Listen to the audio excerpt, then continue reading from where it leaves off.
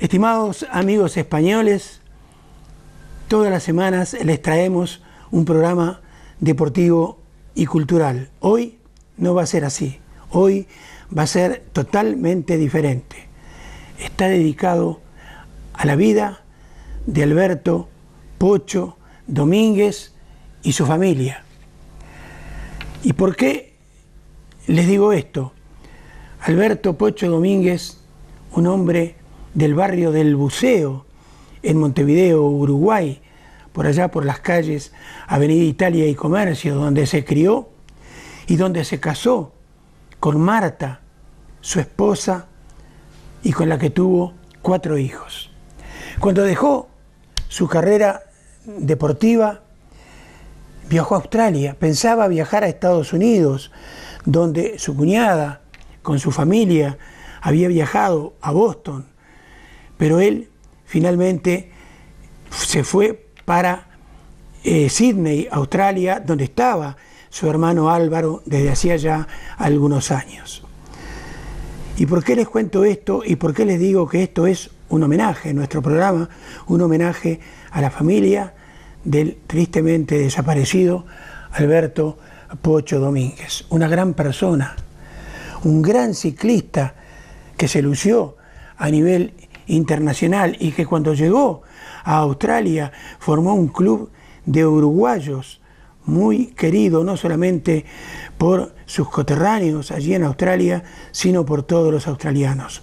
Un gran hombre que en septiembre del año 2001 viajó hacia Boston porque a su cuñada la operaban. Viajó con su esposa, evidentemente, que iba a la operación de su hermana. Allí estuvieron hasta después de la operación. Y el día 11 de septiembre tenían que viajar de vuelta con su esposa a Sydney, Australia, en el vuelo número 11 de American Airlines. Y su esposa quiso quedarse unos días más acompañando a su hermana. Él, entonces, viaja solo en ese vuelo Boston, Los Ángeles, Sydney, Australia. Y este aquí que quienes hayan sido desvían ese avión y lo estrellan en las Torres Gemelas. Allí se trunca la vida de un hombre ejemplar por todos los costados. ¿Y qué culpa tenía de guerras en las que él jamás estuvo ni quiso? Entonces, hoy quisimos homenajearlo, trayendo a ustedes, entonces, algo que muy poco se ha visto acerca de lo de las Torres Gemelas, algo que en 1 hora y media en inglés, subtitulado en español, ustedes lo estarán viendo entonces. Y terminado el mismo, les haremos un pequeño comentario acerca de lo que han visto.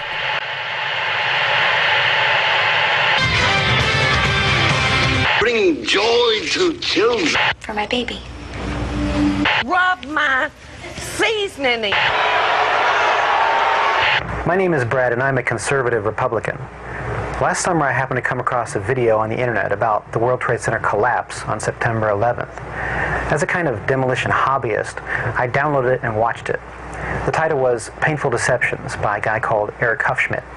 The video made me angry. I was determined to prove the maker of this video wrong. I purchased DVDs about 9/11 from CBS and PBS Nova, including one made by the Naudet brothers. These were considered the official videos. And after watching them carefully and researching thousands of websites and archives on the internet, literally not sleeping for an entire week, I realized that the official story, not Eric Hufschmidt's Painful Deceptions, was unprovable, unsubstantiated, absolutely wrong. What you're about to see is information you should already know. Our news reporters, government, and media should have made all this material available to every one of us. Ask yourself why you've never seen it on TV.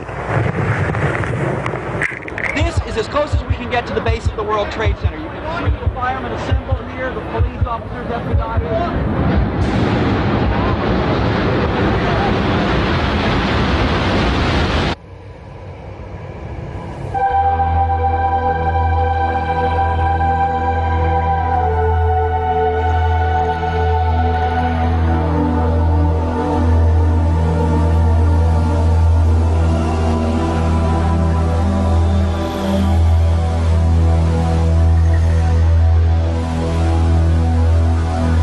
September 11th, we learned that 4 passenger planes were hijacked and taken radically off course. Within an hour, 2 of the planes had flown into the enormous steel towers of the World Trade Center, creating fires and eventually toppling them.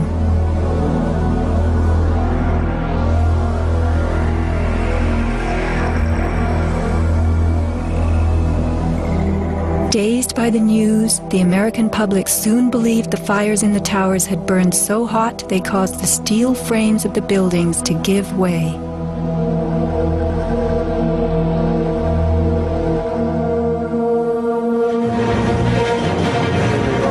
A myth developed, fed by official sources through the media to a bewildered audience. So when it was attacked again, Elements of the myth. The impact of the airplanes, gallons of burning jet fuel, steel melting, the buildings failing and suddenly imploding. In a mere 10 seconds, 110 stories hurtled earthward, pulverizing into dust. We ran through the building and went into the... Right from the start, on the street itself, the official story was born. Come out of nowhere and just scream right into the side of the Twin Tower, exploding through the other side. And then I witnessed both towers collapse, one first and then the second, mostly due to structural failure because the fire was just too intense.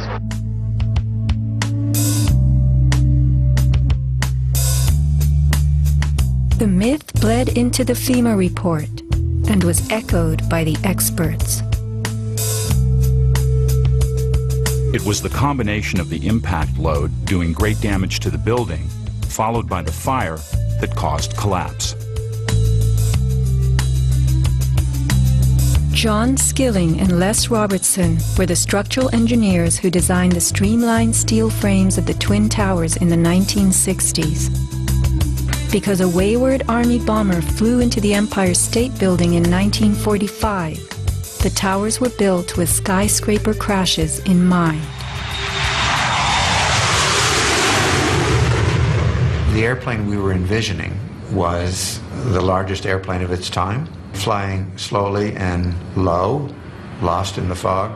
We designed the buildings to take the impact of the Boeing 707 hitting the building at any location. But the aircraft that hit the towers was a Boeing 767, heavier than a 707, fueled for a transcontinental flight and traveling fast. 707s and 767s are comparable. The maximum takeoff weight of a fully loaded 707 is almost 334,000 pounds.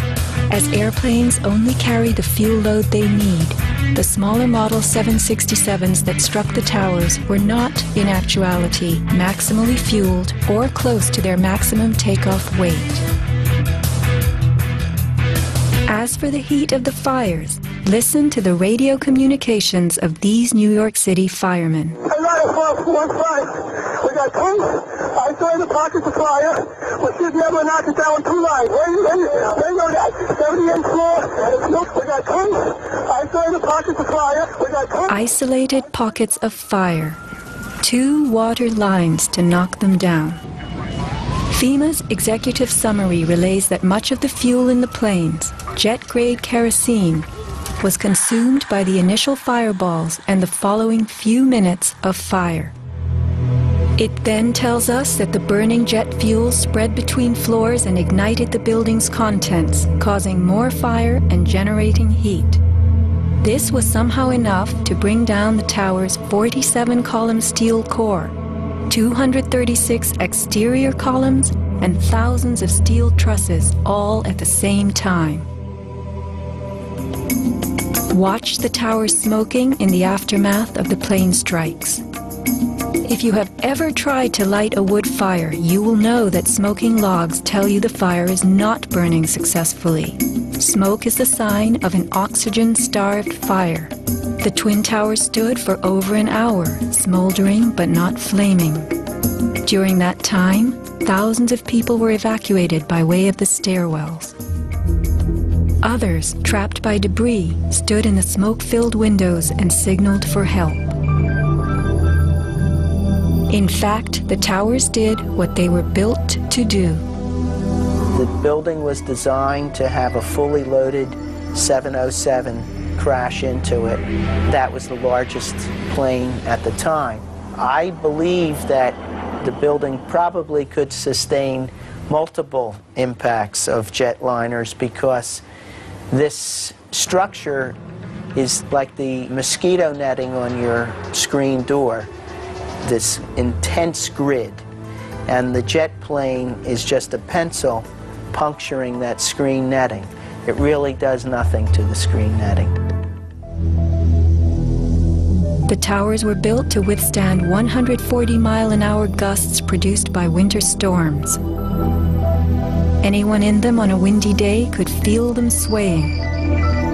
The single impact of a jetliner was no more of a blow than the continued battering of a hurricane. I was just putting my stuff away, and all of a sudden we heard a loud crash, and the building started shaking, kind of moving like a wave. New Yorkers were stunned 1 hour later when the first tower fell. To the best of my knowledge, the considerations of the fuel in the airplane in terms of an explosion or a great fire was not considered. Now, we were not responsible for that aspect of the design. Imagine building expressly for airplane impact, but never thinking of the fuel.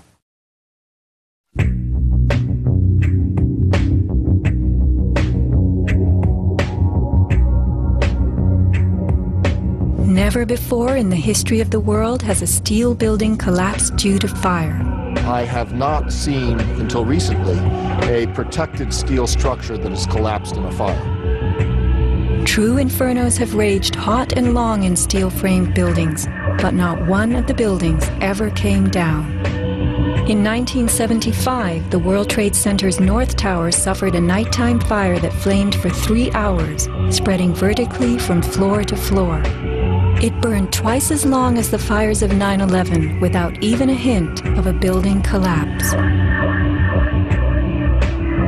In February 2005, the Windsor Tower in Madrid, a skyscraper undergoing reconstruction, sustained a 20-hour fire.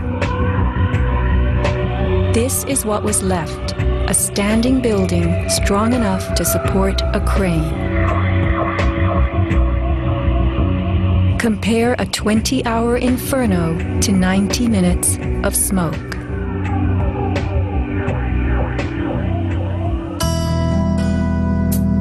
Why are buildings made of steel? Strong, light, and flexible steel frames offer many advantages over wood and concrete, especially where skyscrapers are concerned. Steel makes big buildings relatively light, with tremendous load-bearing capacity. The upper floors won't crush the floors beneath them, and steel holds up better to weather and fire. Most skyscrapers are built on steel or concrete frames, which is a grid of columns and beams that goes all the way through the building. The World Trade Center was different. It was what engineers call a tube structure. It was a very, very strong mesh of steel that surrounded the exterior. Inside, there was the core, a rectangle of 47 columns made of 4-inch thick steel at the base. Thinning with increasing height, the cores combined might with ingenuity, anchoring the towers and allowing them to flex. Look at the size of this steel. Solid, prefabricated floor assemblies, welded metal floor pans placed on top of trusses both welded and bolted to the vertical frames.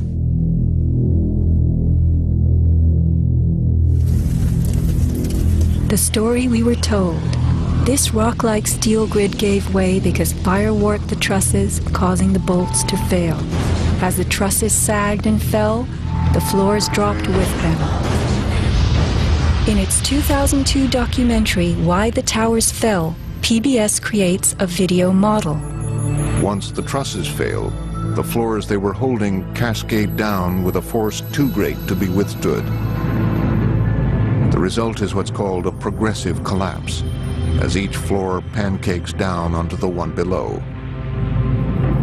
What remains standing? The tall, indestructible core. Why does PBS fail to explain the complete disappearance of the Twin Towers' cores?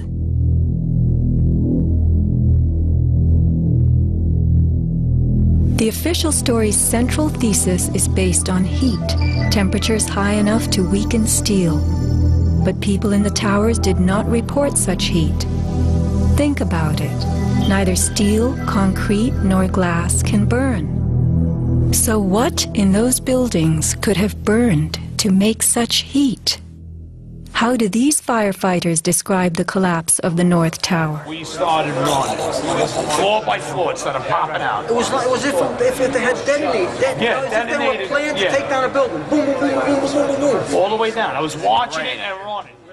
And others give similar descriptions. At 10:30, I tried to leave the building, but as soon as I got outside, I heard a second explosion and another rumble and more smoke and more dust. And then a fire marshal came in and said we had to leave because if there was a third explosion, this building might not last. Like, it sounded like gunfire, you know, bang, bang, bang, bang, bang, and then all of a sudden, 3 big explosions. Started walking down the stairs, we made it to the 8th floor. Big explosion. Blew us back into the 8th floor. Do you know if it was an explosion or if it was a building collapse?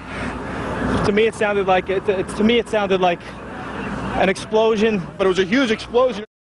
Chief Albert Turry told me that he was here after the events that took place this morning. He tried to get his men out as quickly as he could, but he said that there was another explosion which took place, and then an hour after there was another explosion in one of the towers here. So according to his theory, he thinks that there were actually devices that were planted in the building. Reports of bombs in the buildings, explosions. A CBS reporter to Dan Rather. But I was coming toward the World Trade Center looking for CBS crews and asked a firefighter if he saw any. All of a sudden, there was a roll, an explosion, and we could see coming at us a ball of flame stories high. Listen to the sound of a large explosion right before the South Tower begins to fall. This is as close as we can get to the base of the World Trade Center. You can see the firemen assembled here, the police officers, everybody.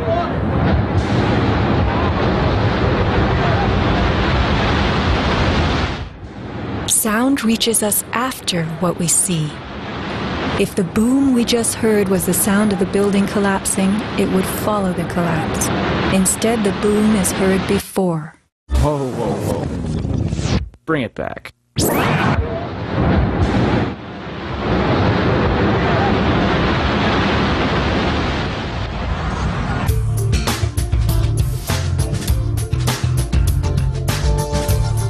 Let's consider the characteristics of steel.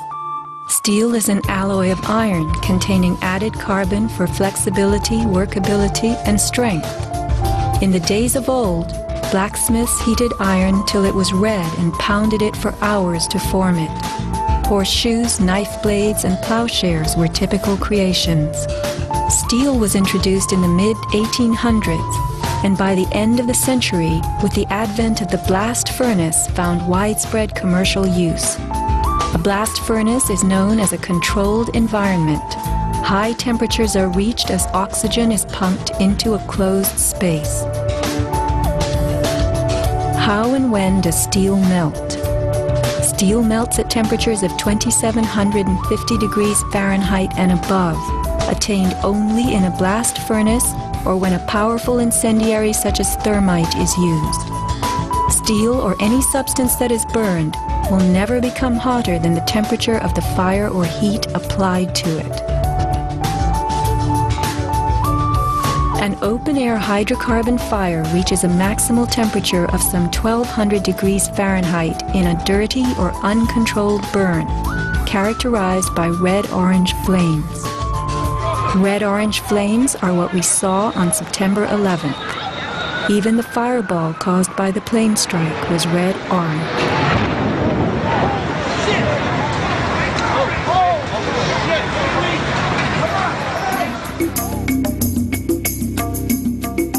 controlled burn falls between a dirty burn like a fireplace and a controlled environment, the blast furnace. A controlled burn employs a regulated mix of air and fuel, an example being your gas stove or the engine in your car. You can fire up your gas stove all day long, making soup, roasting a duck, or simmering a stew. Made of steel, your stove will not melt, and nor will your pots and pans. This is a kerosene heater designed for use in any ordinary house. The heater runs on jet-grade kerosene contained in this tank. Made of steel, the heater can operate all night and all day. The kerosene fumes ignite and burn inside it, never causing even the smallest part of this heater to weaken or melt. Yet we were led to believe that these tremendous buildings, framed in steel and surfaced in aluminum, totally collapsed from small scattered fires and 90 minutes of smoke. Take note of these hurtling beams, thrown laterally outward as the tower comes to earth. Would fire have the strength to eject such huge hunks of metal? MIT engineering professor Thomas Eager's 2001 paper is officially considered the academic standard for explaining the World Trade Center collapses. In it, he tells us that steel loses half its strength at 650 degrees Celsius, and that the fires that day did not get much hotter than this. He stresses, however, that the fires did not burn evenly. It was the uneven temperatures that caused the steel to deform and some of the floors to fail. These falling floors brought down the whole building. While it was impossible for the fuel-rich diffuse flame fire to burn at a temperature high enough to melt the steel, its quick ignition and intense heat caused the steel to lose at least half its strength and to deform, causing buckling or crippling. This weakening and deformation caused a few floors to fall, while the weight of the stories above them crushed the floors below, initiating a domino collapse. In plain language, straight from MIT.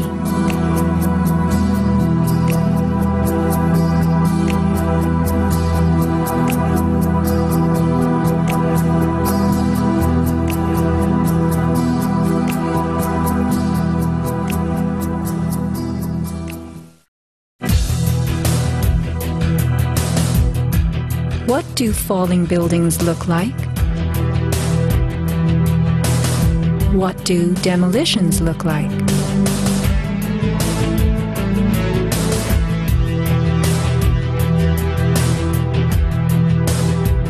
We are seeing typical implosions, characterized by gutting a building's base and then pulling it into itself.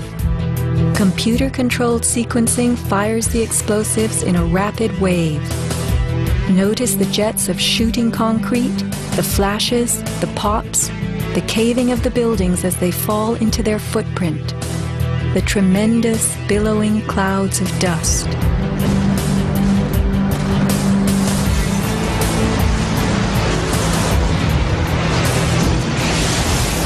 Now let's look at the collapse of the Twin Towers.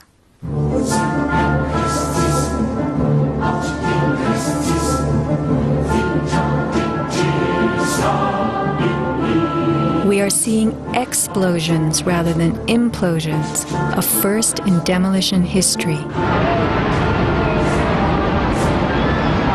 A sequenced rumble becomes a roar as debris is thrown outward. The damage is not contained. Even the windows are blown from neighborhood buildings. What kind of energy enabled this? Would fire hurl metal and concrete sideways into the air? Here, a 600,000-pound chunk of steel, twice the weight of a Boeing airliner, was flung 400 feet, wedging itself deep into 3 World Financial Center on Vesey Street. A FEMA photographer taking pictures of Ground Zero wondered why so many steel beams were jutting from neighborhood buildings. Watt shot pieces of the towers all the way across the street.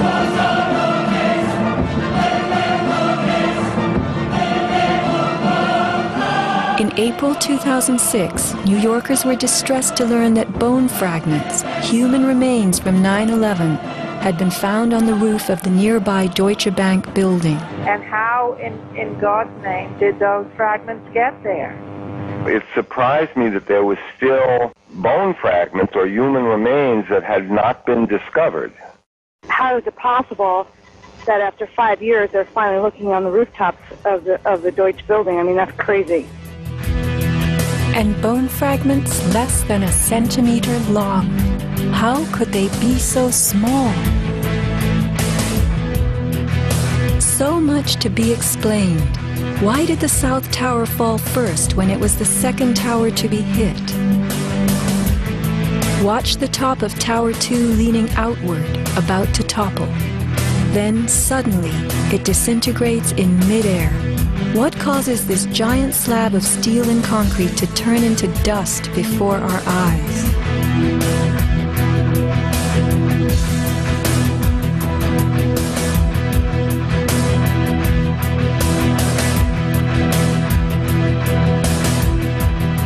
Watch both buildings collapsing straight down, directly into the path of most resistance, which is all the floors and all the mass of the building itself.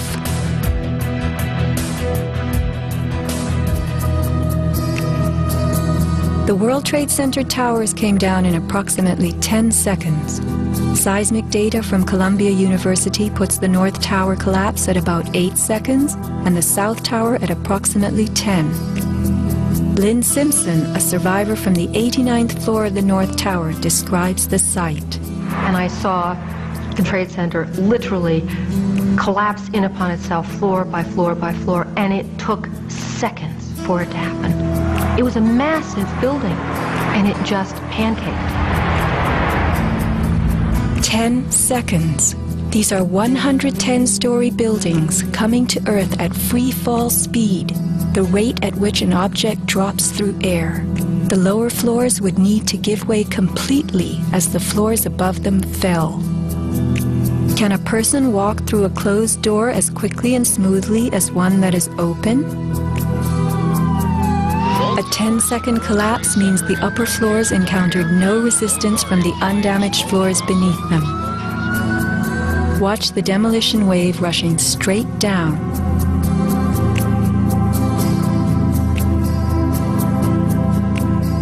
Here the South Tower is half its original height, but wreckage from the upper collapse has not yet fallen this far. We are watching a demolition moving faster than gravity itself, a building bursting into powder from top to bottom.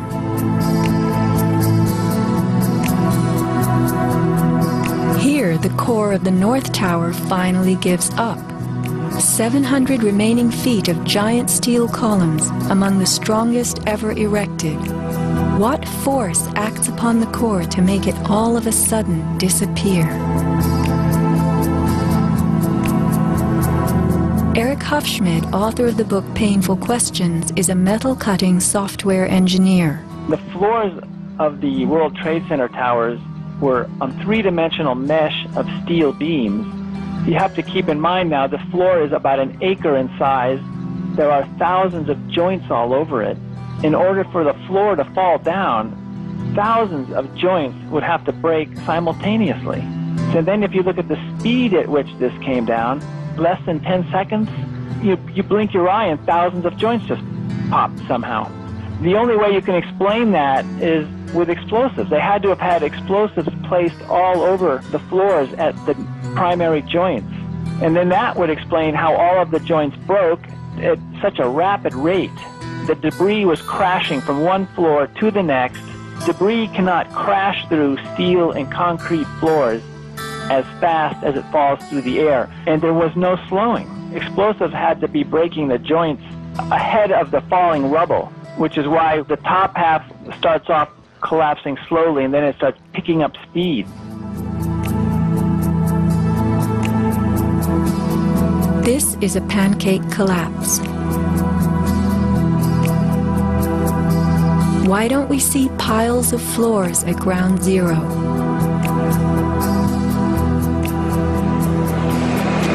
and paper blown everywhere. Wouldn't a pancake collapse have trapped the contents inside? What blew this paper all over New York? If you were to drop a billiard ball from the top of the Twin Towers, it would hit the ground in just over 9 seconds, the average time it took for the towers to fall. Helped by gravity and falling through air, the ball will gain speed. The calculation for a pure pancake collapse of 110 stories, with each floor pulverizing to get out of the way, is 96 seconds. In the real world, with the floors creating resistance, a pancake collapse would lose speed. Never would it gain speed.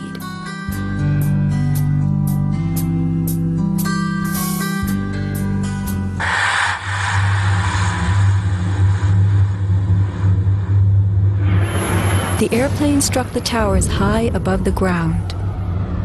But down in the lobby of the North Tower, marble facing flew off the walls, the windows shattered, all the glass blown out. Right away, a guy from the Port Authority told him the damage is somewhere above the 78th floor. But all you had to do was look around. It was obvious. Something had happened right there in the lobby. You just saw that all the windows were blown out. The lobby looked like the plane hit the lobby. Like the plane hit the lobby. What caused so much wreckage in the lobby?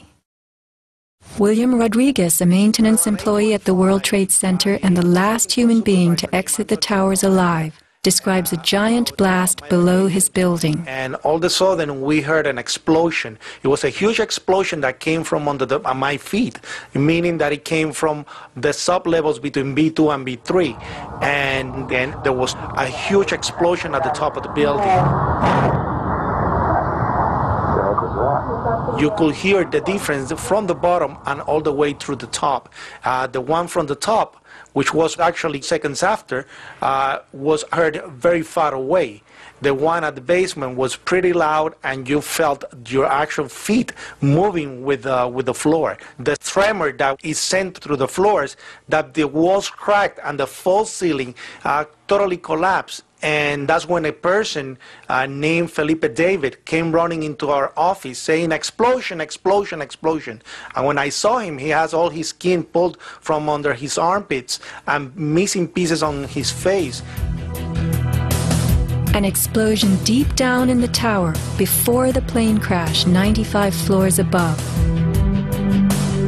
Others lived to report enormous explosions below the towers. Construction worker Philip Morelli was in North Tower sub-basement 4 at the time of the first plane strike. I go downstairs, the foreman tells me to go to remove the containers. As I'm walking by the main freight car of the building, in the corridor, that's when I got blown. I mean, the impact of the explosion, of whatever happened, it threw me to the floor, and that's when everything started happening. Blown to the floor. Let's hear what happened next.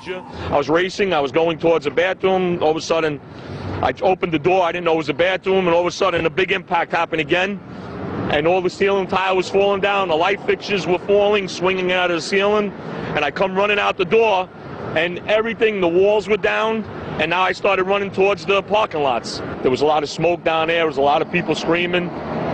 People came with us running up the ramps. Philip then ran underground to the South Tower. You know, you got to go clear across the whole from 1 to 2 World Trade Center. You know what I mean? That's the way you got to run. And then all of a sudden it happened all over again. Something else hit us to the floor. Right in the basement, you felt it. Walls were caving in, everything that was going on. I mean, I know of people that got killed in the basement. I know of people that got broken legs in the basement. People that got reconstructive surgery because the walls hit them in the face. Engineer Mike Pecoraro in the 6th sub-basement found the parking garage and machine shop reduced to rubble.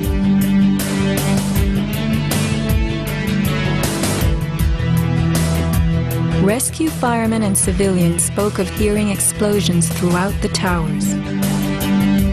Firefighter Lou Caccioli told People magazine that as he and others evacuated workers, bombs were going off inside the building. Explosions stalled elevators and filled entire floors with smoke and debris. An eyewitness who said there was an explosion on floor 7-8. 7-8. 73 to dispatch, we've just had another explosion. Warren Street because of the secondary explosion. We've got numerous people covered with dust from the secondary explosion. And we got another explosion on the tower, 1013. 1013, down 2 has had a major explosion and what appears to be a complete collapse surrounding the entire area. Who's involved in the secondary explosion?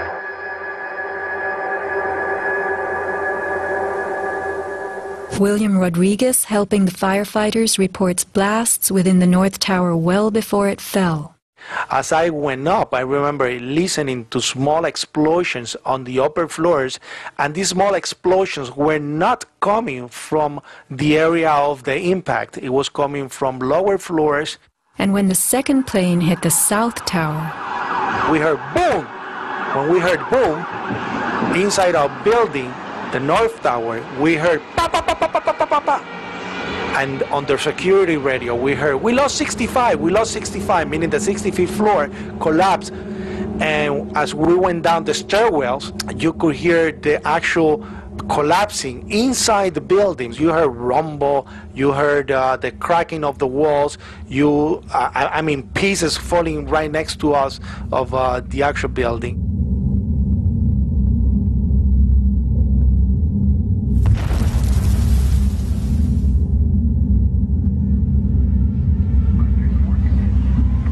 What happened at the base of the towers just before they came down?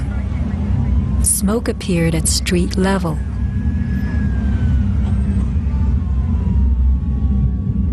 This video was shot from New Jersey. An explosion is heard as white smoke rises at the base of the building. Now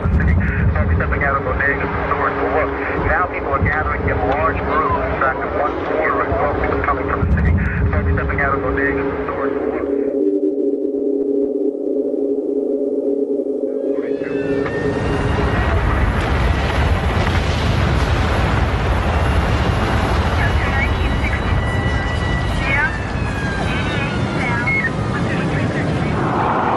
Watch the camera shake on its tripod as a large energy source rocks the ground.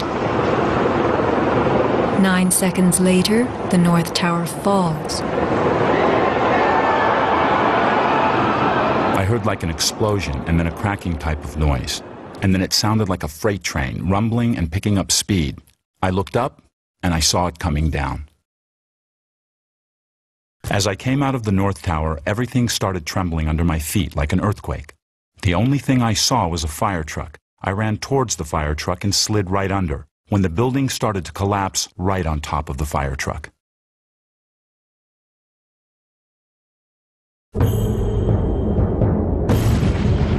Across the Hudson River, Richard Siegel was filming an astonishing day.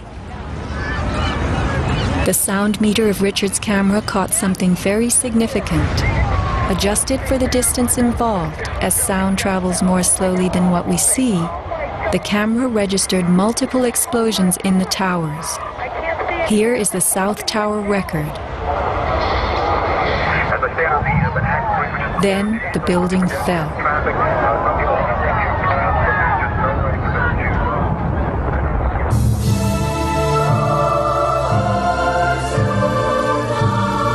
Let's look carefully at the collapse itself. Notice the puffs of concrete issuing from the sides of the building well ahead of the collapse wave. Called squibs in demolition language, these are actual explosives, charges firing visibly through the exterior as gravity pulls the building down.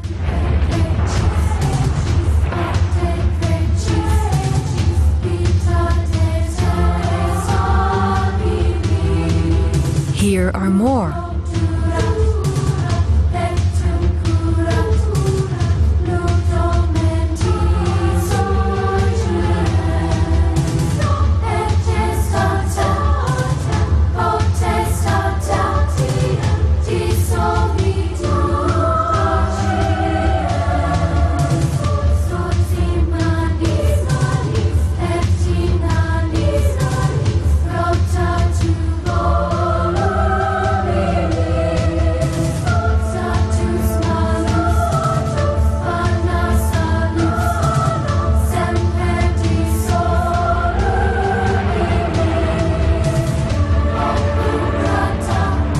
Shattering from the top, engulfed by banana peel plumes, these were no ordinary implosions.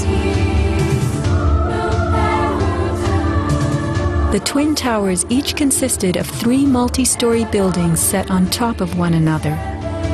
To sustain the weight of so many floors, the sky lobbies had to be extra heavily reinforced. Watch a big squib coming from the sky lobby band.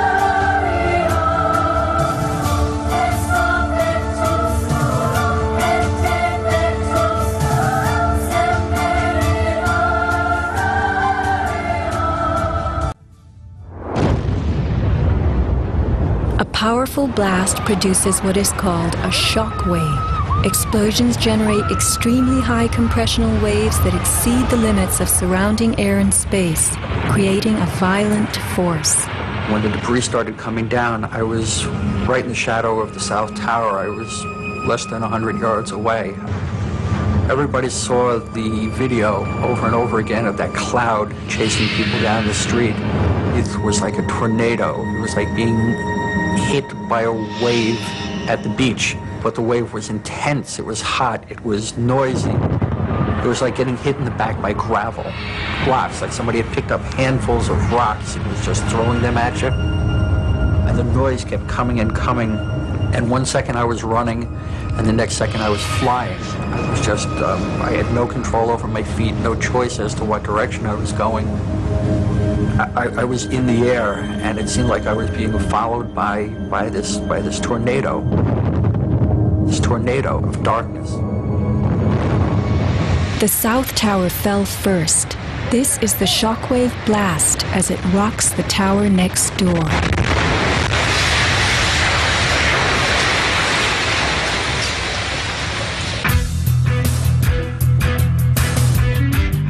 As the buildings fell, they darkened Manhattan, filling the air with billowing clouds of dust and ash.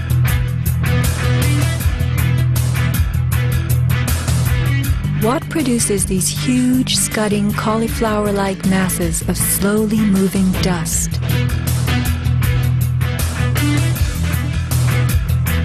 True, a 110-story building has just been reduced to 1 million tons of rubble.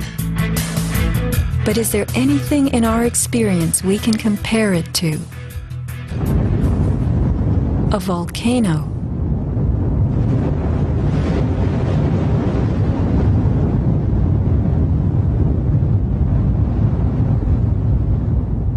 The U.S. Geological Survey website provides us with a definition of a pyroclastic flow as a ground-hugging avalanche of hot gas and debris.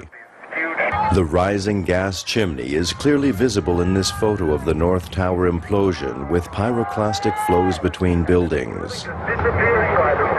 The cauliflower shape of the debris clouds is a telltale sign of pyroclastic flows generated by massive explosions typical of volcanic eruptions and controlled demolitions. That is the second building that has gone down. It came out. A pyroclastic surge can even flow over water as hot gases carry dust created by explosive energy. Here, the South Tower implosion creates a pyroclastic surge moving out over the Hudson River. A volcanic eruption produces exactly the same thick, scudding ash, heavy with debris, hugging the ground as it flows out from a tremendous internal explosion.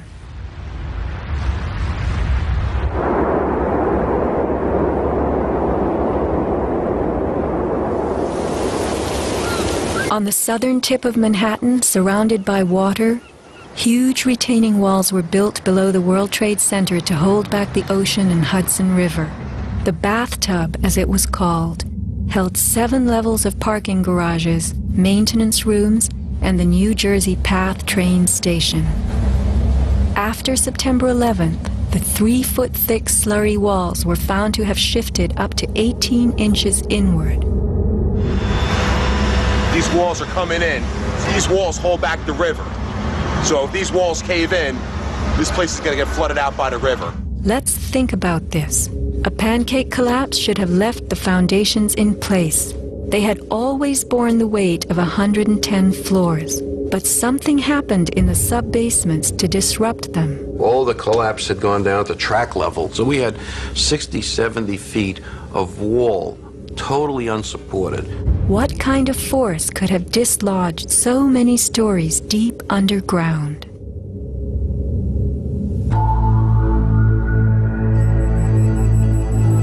The pile itself seemed to have a life of its own. It spewed fire when we dug into it. The ground continued to burn. Les Robertson publicly reported that 3 weeks after the collapse, live fires burned and molten metal still flowed underground. You see how this debris is still smoking? That's from the fires that are still burning. 8 weeks later, we still got fires burning. Steel-toed boots is one of the biggest things. Out, still on the rubble, it's still, I believe, 1,100 degrees. The guy's boots just melt within a few hours. In November 2005, physics professor Stephen Jones of Brigham Young University published a 25-page treatise on the collapse of the Twin Towers and Building 7, applying the laws of physics to the official story. From an interview on MSNBC. As we read in the FEMA report, it says here, and I put this in my paper, of course, the best hypothesis, which is the only one they looked at, fire, has only a low probability of occurrence. Further investigation, analyses are needed to resolve this issue, and Professor, I agree with that. I am sorry that we are out of time, and I'm not sure that... Whoa. One other thing I want to mention about... Okay, if you can hit it, hit us with it quickly. All right.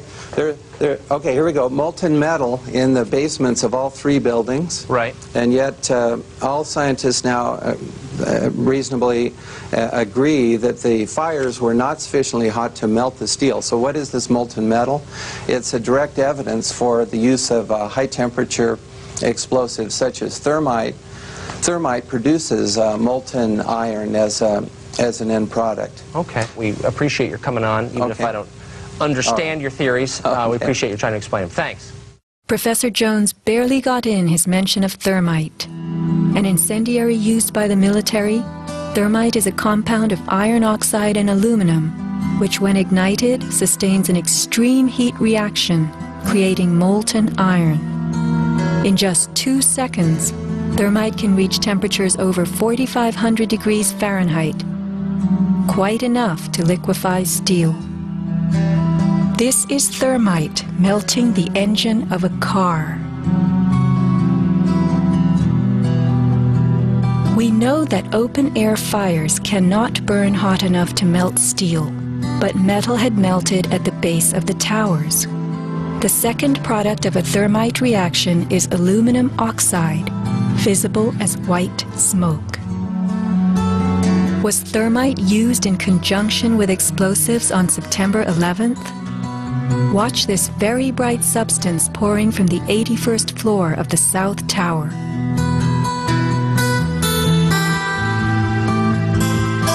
And white smoke appeared at the base of the building. Would this be aluminum oxide, the byproduct of a thermite reaction? Appendix C of the FEMA report describes sulfur residues on the World Trade Center steel. The New York Times called this the deepest mystery of all.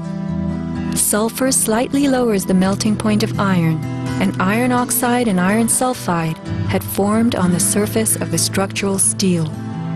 Sulfur used with thermite is called thermate, producing even faster results.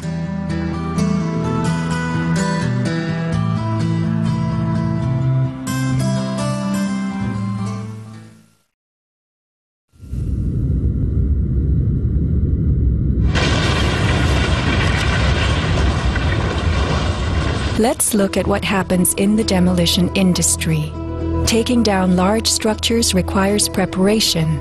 Powerful explosives and heavy equipment are used in advance to weaken the foundation and bottom sections of a building before additional explosives and gravity bring the rest of it down.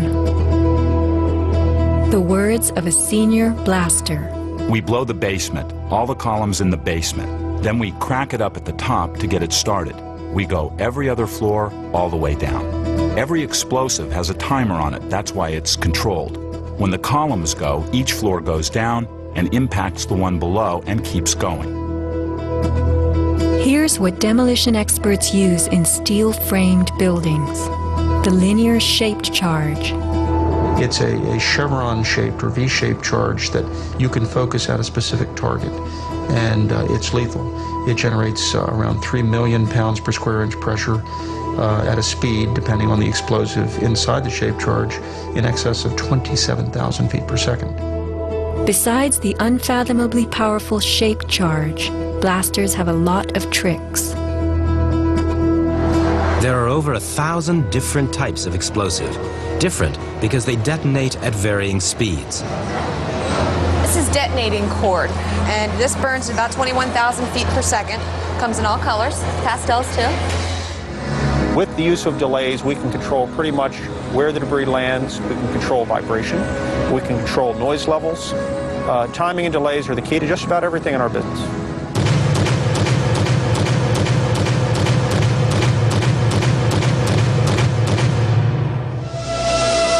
And what is the result? The thing that pleases me is the fragmentation and the control.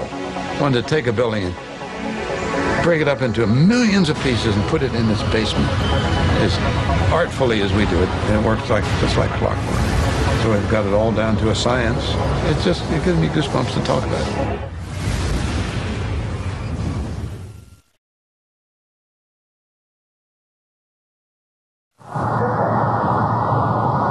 Were the underground explosions intended to blow out the Twin Towers' basements, followed by blasts heard inside the buildings of shaped charges slicing the core? Because of the secondary explosion, we've got numerous people covered with dust from the secondary explosion. Demolition pre-weakening usually takes place well in advance of the final blast, but at the World Trade Center, critical prep work might have had to occur in a very compressed time frame in the panicked aftermath of the plane strikes.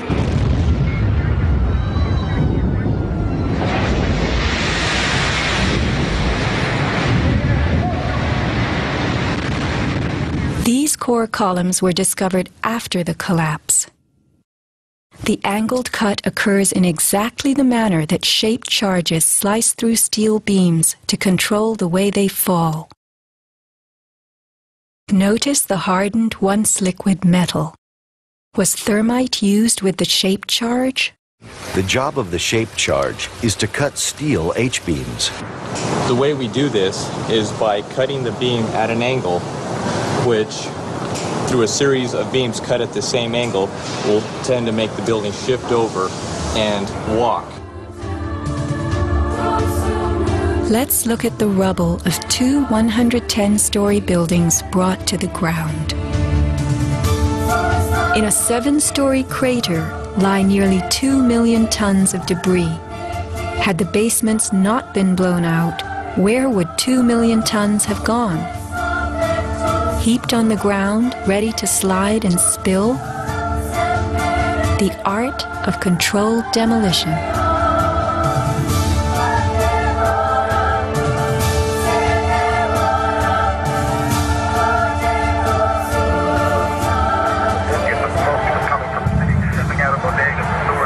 Remember the pre-collapse and mid-collapse explosions caught by Richard Siegel's camera on the Jersey Shore? Were these the blasts that took out the core and upper basements just before the final crumble, a mind-boggling sequence of computer-controlled delays that blew the exoskeleton, pulverized the concrete, to bring the whole structure rolling to the ground?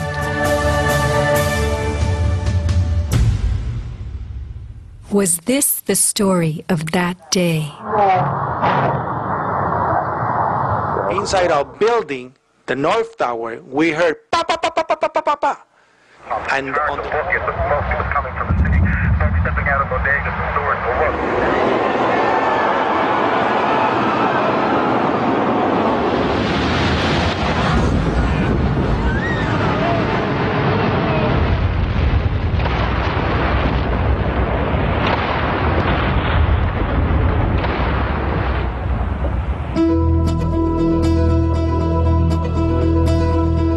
Some people appear to have known the imminent future on that fateful day. FEMA had arrived in New York on Monday night, ready for a bioterror drill. Spokesman Tom Kenny to Dan Rather. To be honest with you, we arrived on late Monday night and went into action on Tuesday morning. And not until today did we get a full opportunity to work the entire site other than the spot at Church and Day to which we were deployed. And Rudy Giuliani, mayor of New York, tells ABC's Peter Jennings that he was aware the towers would be coming down. What is going on now is a massive rescue effort. Do you believe it's hundreds or thousands? I really don't want to say right now, Peter. I think it's going to be a horrible number. I saw people jumping out of the World Trade Center. I saw some of the firefighters who I know going into the building. And we were in a building in which we were trapped for about 10-15 minutes. And we set up headquarters at 75 Barclay Street, which was right there with the police commissioner, the fire commissioner, the head of emergency management. And we were operating out of there when we were told that the World Trade Center was going to collapse. The World Trade Center was going to collapse. It was going to collapse. It was going to collapse. Similarly, Larry Silverstein, new leaseholder of the World Trade Center, regretfully declared that a decision was made to pull Building 7 by the end of the day, the last structure added to the World Trade Center complex. Let's hear Mr. Silverstein's actual words, delivered for our benefit in the 2002 PBS documentary America Rebuilds. I remember getting a call from the fire department commander telling me that they were not sure they were going to be able to contain the fire. And I said, you know, we've had such terrible loss of life. Maybe the smartest thing to do is pull it. And they made that decision to pull, and then we watched the building collapse.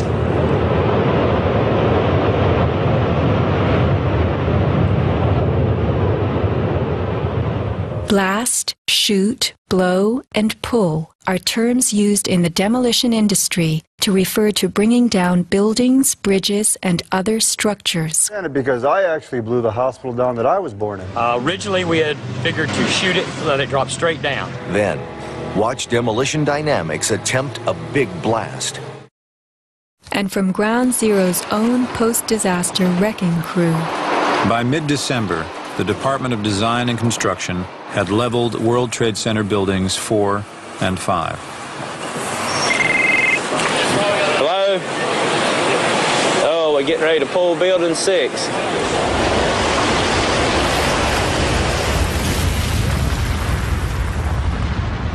Silverstein, a commercial real estate tycoon with international political connections, acquired a 99-year lease on the World Trade Center complex in the spring of 2001. Throughout the summer, he reworked the insurance policies on his new property, making sure that it was covered for acts of terrorism.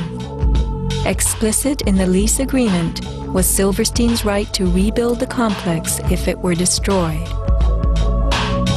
After 9/11, Mr. Silverstein fought his insurers in court to obtain double his policy limits for the destruction of his property, maintaining that the double hijacking constituted 2 disasters caused by terrorists, not just one. He won and was awarded over $7 billion, a magnificent return on his original $15 million investment. My first reaction is to think about the families of those people, the tragedy, the magnitude of it. However, I firmly believe that we should rebuild.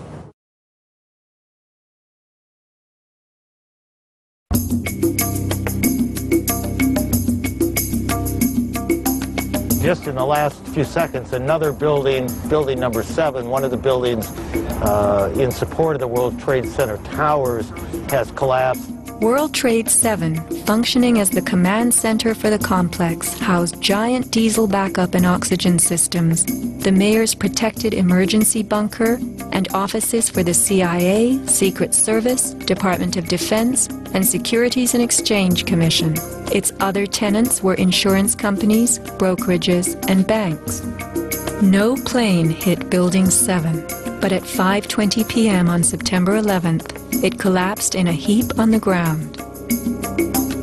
Some damage to Building 7 is said to have been caused by debris from Tower 1.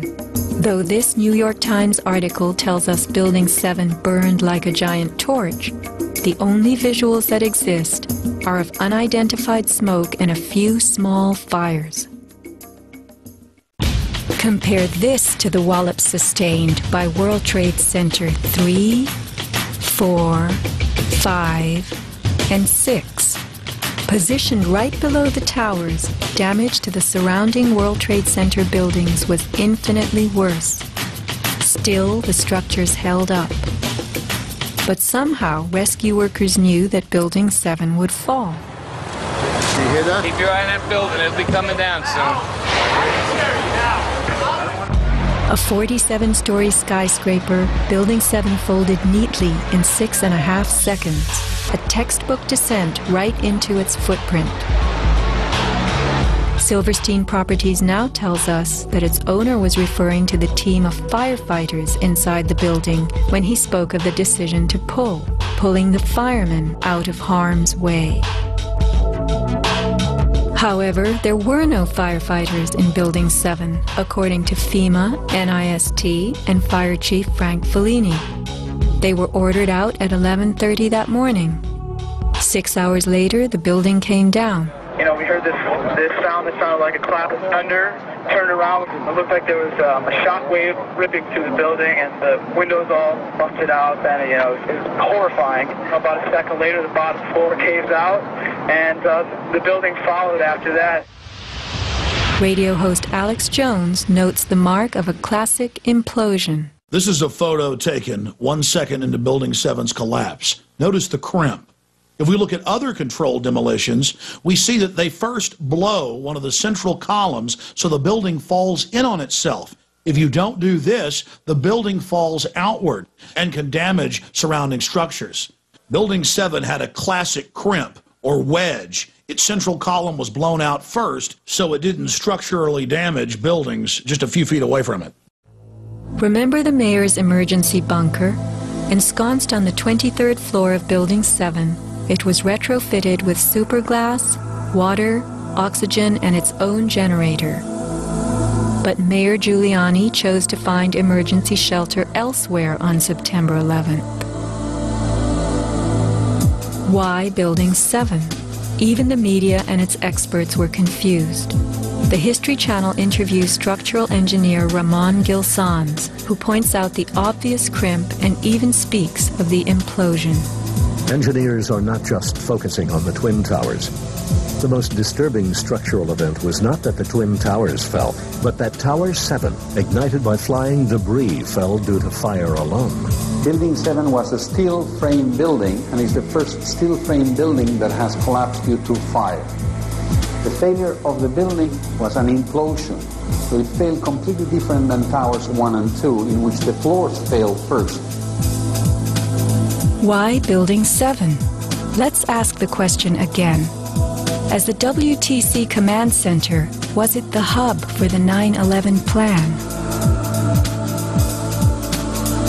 Also, in 6.5 seconds, lost forever were thousands of SEC case files on corporate fraud, including those relating to the notorious activities of giants WorldCom and Enron. A few indictments for stock fraud, but what of the $70 billion California electricity swindle? It disappeared.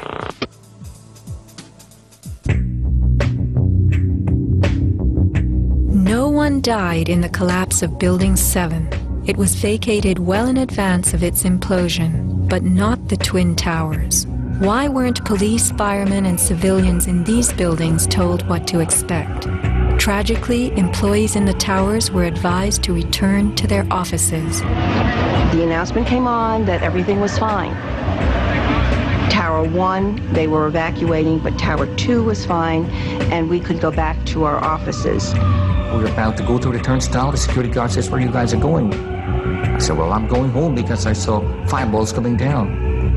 He said, "No, your building is safe. It's secured. It is safer to stay in your building. Go back to your office." Stanley Prayamnath returned to the 81st floor. Then I just happened to raise my head looking straight towards the Statue of Liberty, and what I saw was a giant airplane coming straight towards me. The South Tower was hit between the 78th and 84th floors. Trapped on the 81st floor by crushing debris, Stanley was rescued by Brian Clark. Slowly and painfully, they made their way down a stairwell to freedom. Outside, Stanley had a feeling of uncanny prescience for what was to come. And we peered through the railing, up through the trees at the tower, and Stanley said, "You know, I think that tower could come down." And I don't know why I'm telling this man this building is going. But I knew it was not over. I said, "There's no way. That's a steel structure. That's just draperies and carpets and furniture burning. You know, there's no way." And I didn't finish my sentence when the tower started to slide. And I can still remember hearing, first of all, this boom, boom, boom explosions.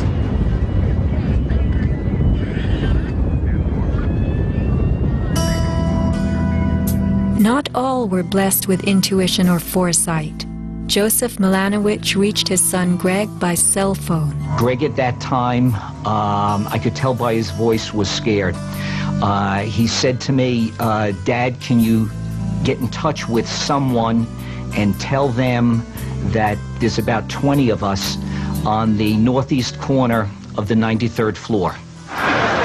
Greg had been about to leave the South Tower after the North Tower was attacked, but was told it was safer to return to his desk. A couple of times he said, "Why did I listen? Why did I listen?" Who was a director in the company that provided electronic security for the World Trade Center and Washington's Dulles Airport, both involved in September 11th? None other than the president's younger brother. From 1996 to 2000, Securacom installed what was referred to as a new security system at the World Trade Center. Wirt D. Walker III, a cousin of the Bush brothers, was CEO of Securacom from 1999 until 2002. Interestingly, these facts have not been made public. Was it only a security system that was added during those years, or was it also the wiring for a long-awaited plan? Scott Forbes, an IT specialist in a firm that had leased space in the South Tower since its erection, reported an unprecedented power down in his building for almost the whole weekend prior to 9/11. We were notified 3 weeks in advance of the power down by the Port Authority. That was relatively short notice to plan to shut down all of our banking systems. It was a big deal. It was unprecedented. We had a data center on the 97th floor, so our originating servers were all there. During that weekend, the power down meant that there was no security. The doors were all open, basically. And also the security video cameras were all off. But there were guys in overalls carrying huge toolboxes and reels of cables walking around the building on that weekend. Employees were notified that internet cables were being upgraded. But who were the strange workmen, and what were they really doing? All the power was shut down. If there was a power down, that meant that everything was gone in terms of security, in terms of access to the building, so anybody could have gone there and do any kind of setup. Having worked overtime to get his company's servers back up, Scott took the day off on September 11th. As he watched the towers collapse from New Jersey that morning, he was sure this had been the purpose of the mysterious weekend work. Scott notified many authorities, including the 9/11 Commission, about the unusual and lengthy power outage, but was ignored. Ben Fountain of Fireman's Fund spoke of unusual evacuations ordered at the Twin Towers during the weeks before September 11th.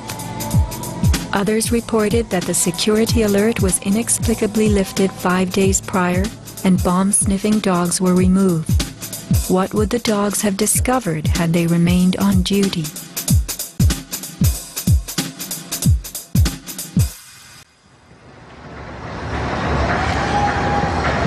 Not long after the disaster, Lower Manhattan saw banners like this one. Although they were idolized as cathedral-like symbols of power and triumph that pierced the New York skyline, the Twin Towers were big money losers for the Port Authority of New York. They cost millions a year to equip with the basics: electricity, water, heat, air conditioning, sewage, and even oxygen, being airtight. As modern communications connected traders from all corners of the globe, tenancy in the Twin Towers continued to drop. The towers presented another problem. Decades ago, their steel beams had been sprayed with fireproof asbestos, a cancer-causing material banned from use in building in the mid-1980s. Although the World Trade Center complex was given several waivers, it was expected to clean up its act. But to remove the asbestos from every supporting beam in the Twin Towers would have been almost undoable. Quotes for this cleanup ran over $1 billion, and no insurance company was willing to bear the cost. An urban renewal project of unfathomable proportions. Given the tower's issues and problems, September 11th proved an unexpected bonanza. The Trade Center was built in the 1960s to revive a rundown area of New York, and 40 years later, urban renewal could again take place. 2 white elephants were removed, and a brand new complex is in the works. The full height of the new Freedom Tower will soar to 1,776 feet.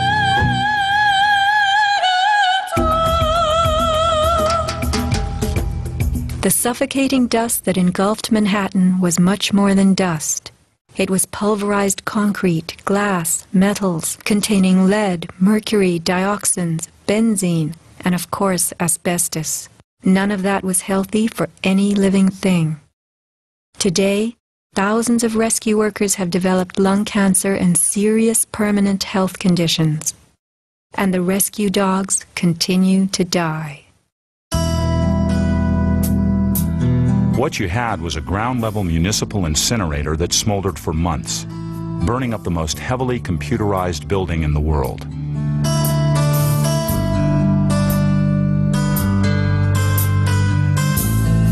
Patients have had black paste coming out of their pores.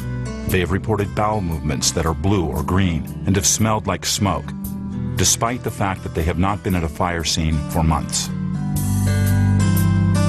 Only 3 days after September 11th, Washington instructed the EPA to declare Manhattan safe and reopen Wall Street, though the air remained toxic. A federal judge is blasting the former head of the Environmental Protection Agency for telling New Yorkers it was safe to return to their homes and offices near Ground Zero soon after the 9/11 attacks. The judge called Christine Todd Whitman's actions, quote, conscience shocking, and refused to grant her immunity. It was documented that the White House ordered EPA to tell these lies, to downplay the seriousness of the environmental hazards. In addition, 9/11 first responders who have fallen ill and applied for aid have been denied.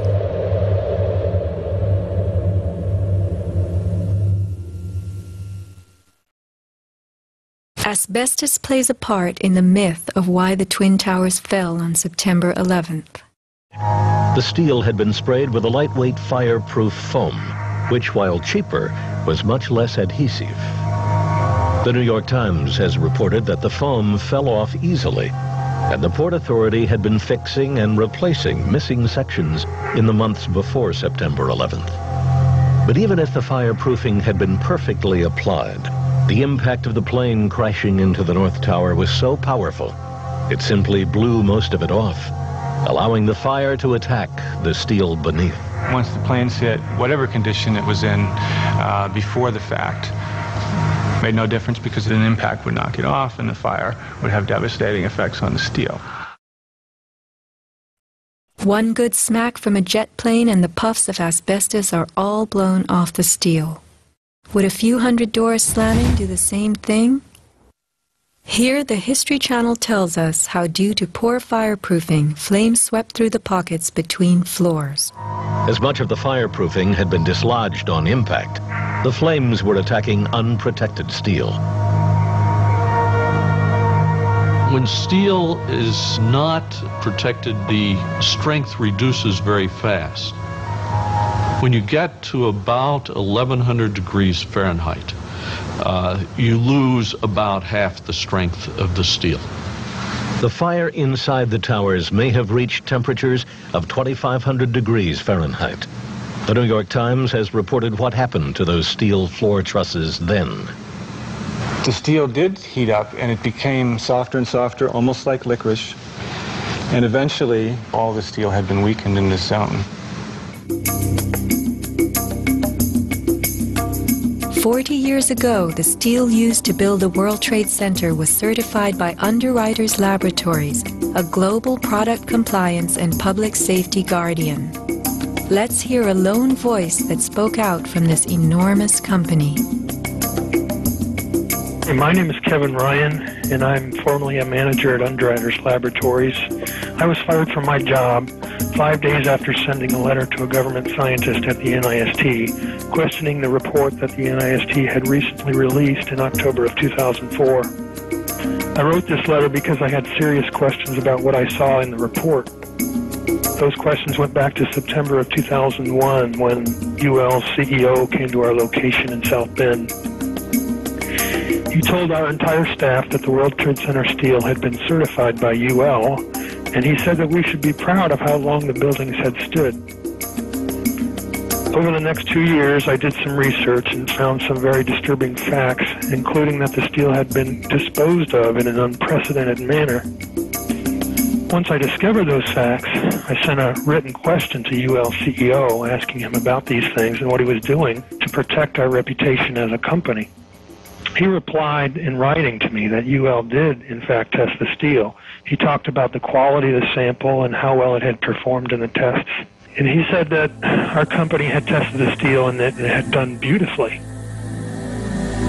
After that, he asked me to be patient and wait for the NIST report because UL was working closely with them. I saw this report in October of 2004, and in November, I sent my letter to NIST asking for clarification.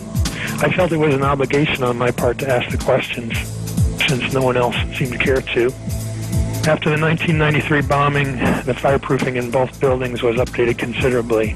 But when you look at the NIST report, you don't see any testing that showed that a 767 would widely dislodge the fireproofing under any impact, let alone so far from the point of impact. So now we've been left with a new theory that is not really a theory at all, but only a collection of vague statements. The NIST report represents what can really only be called anti-science. They started with their conclusions and worked their way back to some leading hypotheses. When the results of the physical tests showed that the temperatures were far too low to soften steel, and that the floors could not have collapsed, and that the fireproofing could not have been widely dislodged, the NIST ignored these results and built a black box computer model that no one can argue with and that would spit out the right answers. Today, anyone who's conscious enough to know what's happening in the world knows that most government policy is being driven by this false story. Track down and punish the perpetrators of this attack. This is being seen on Capitol Hill as another Pearl Harbor, as another Pearl Harbor, as another Pearl Harbor. The steel in dragon-like lengths and contortions spoke for itself.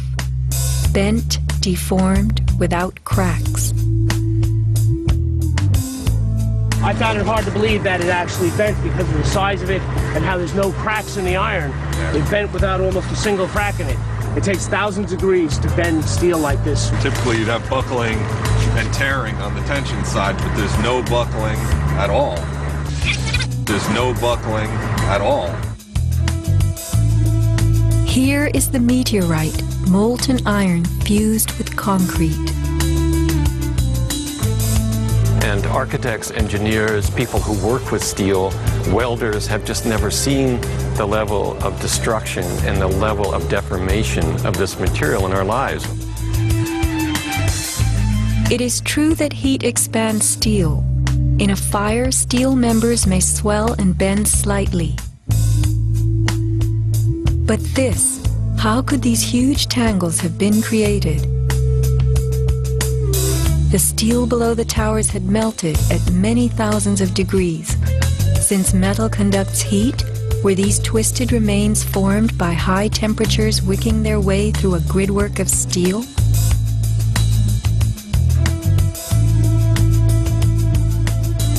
Explosives also deform steel. As they fire, gas pushes outward. The force of the gas can easily bend a large steel column.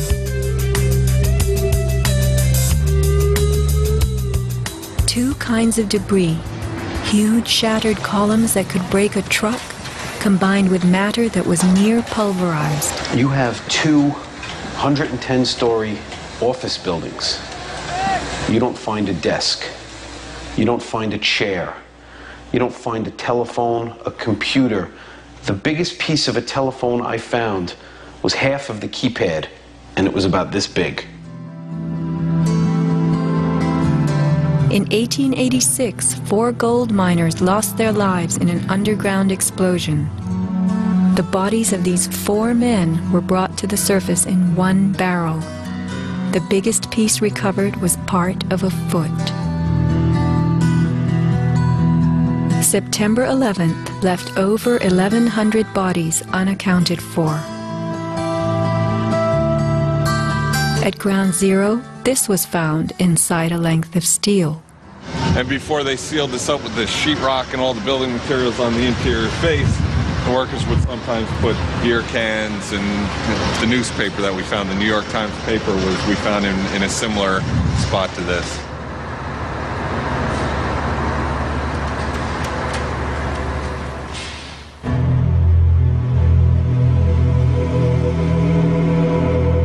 Secrets cannot be kept forever.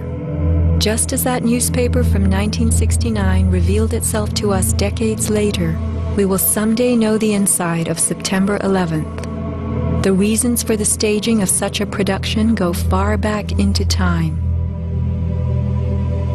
Insurance policies covered nearly everything in the World Trade Center that was destroyed. But what if certain commodities could be removed in the nick of time? Gold and silver held by commercial banks and the COMEX exchange is said to have been stored beneath Ground Zero.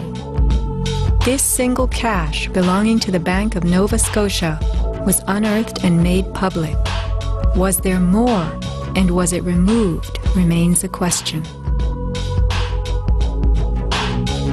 As last survivor William Rodriguez climbed the stairwell to rescue people, he remembers a very strange thing. As I stood there on the 33rd floor, I heard very strange noises on the 34th floor. Now, the 34th floor was an empty floor, a floor that did not have any kind of walls, or it was a construction floor. It was totally hollowed out. There was nothing there, and I heard very heavy equipment being moved around, and it sounded like dumpsters with metal wheels being moved around, and I got scared because I knew it was an empty floor. Nobody was supposed to be there. As a matter of fact, not even the elevators stopped there. You have to have a special access key to open the door on the 34th floor. So to find that there were strange noises there, and I continue actually bypassing that floor because I didn't dare to open the door on the 34th floor. Something told William Rodriguez not to mess with the 34th floor. I got scared. Yet William Rodriguez was not a man who was scared that day. He remained in a burning building against firemen's orders, endangering his own life as he saved the lives of others. What could have been happening on the 34th floor? For weeks, Scott Forbes had heard similar noises on the 98th floor above him. It must have been at least 4 to 6 weeks before 9/11. It was like rebuilding work going on upstairs. The tenants, the people from Aon who had been there were moved somewhere else. The offices were just vacant.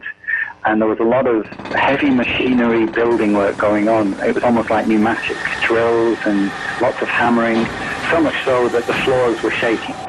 That's how noticeable it was. It was almost as if something heavy was being moved and then it was being taken off wheels, and it was like boom. Our floor underneath literally shook. You could feel the weight above you. That was how large it was. On one occasion, I opened the door to see what was going on, being nosy. When I opened the door, the whole office space was empty. There was nothing there at all. It was quite bizarre because it was just empty. Completely empty, barren, nothing, zero. Not even cables hanging from the ceiling, but there'd been these heavy noises and vibrations up above. It was really strange. And the noticeable dust in the building the week before. It was probably the week leading up to 9/11. Every morning I'd come in around 7 a.m. and the dust was incredible. It was filthy. It was like the cleaners weren't cleaning. Right where the windows were, there was a sill which enclosed radiators. I was sick to death of the dust which was appearing on the windowsills. It was dirty grey and very, very noticeable in that week leading up to 9/11. Where was that dust coming from? Grey dust Scott himself had to clean. Was it powdered cement? The steel columns of the Twin Towers formed an endo and exoskeleton. Had something been placed around the edge of the building, holes been drilled to contain it? Was the dust in those final days a telltale sign? As white elephants, the buildings were full of vacant offices. Tenants could be temporarily moved around for upgrades as Aeon was, and a plan arranged to perfection. Was the strange construction that could be heard but not seen going on all over the towers? Larry Silverstein took possession 6 weeks before September 11th, when the strange construction began. Were the sounds that scared William Rodriguez the last of the rats as they left a sinking ship?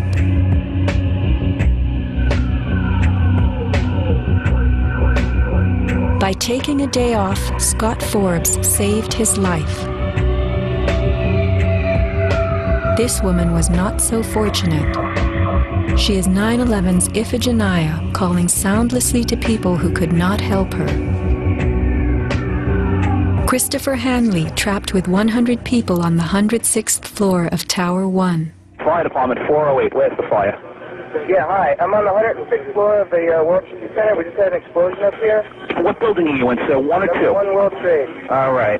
Yeah, there's smoke, and we had about 100 people up here. Sit tight. Do not leave, okay? There's a fire or an explosion or something in the building. All right? I want you to stay where you are. Yes. Kevin Cosgrove, trapped on the 105th floor of the South Tower. There's smoke right there, 105, 2-5. It's really there. It's black. It's iron. My wife thinks I'm all right. I called her and said I was leaving the building. I was fine, man. Bang. 3 of us, 2 broken windows. Oh, God!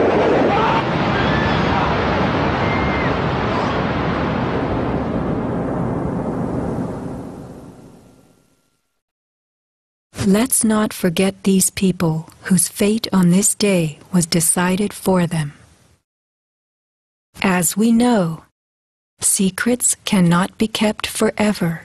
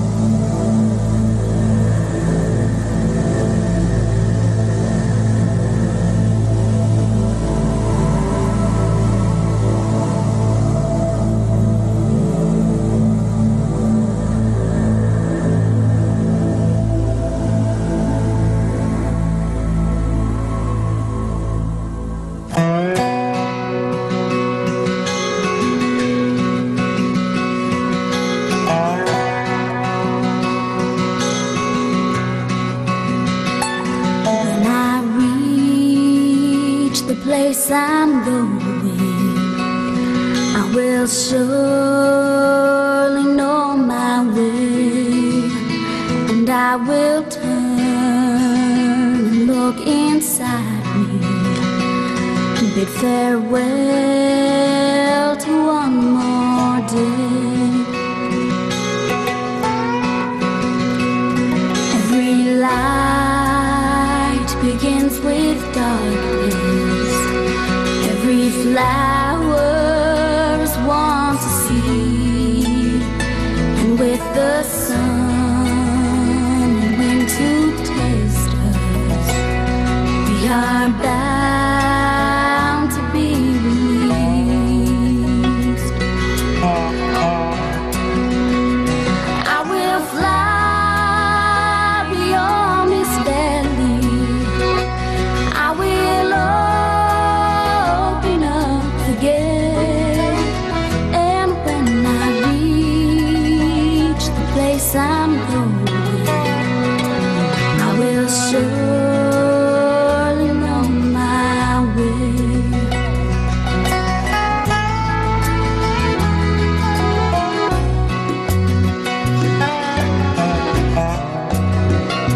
We have hands to hold our sorrow. We have tears to heal the pain. And though your eyes ask many questions, on your lips I hear my name. I was born without a whisper. I was born beneath the rain. But when I reach the place I'm going, I will surely know my way. I will surely know my way.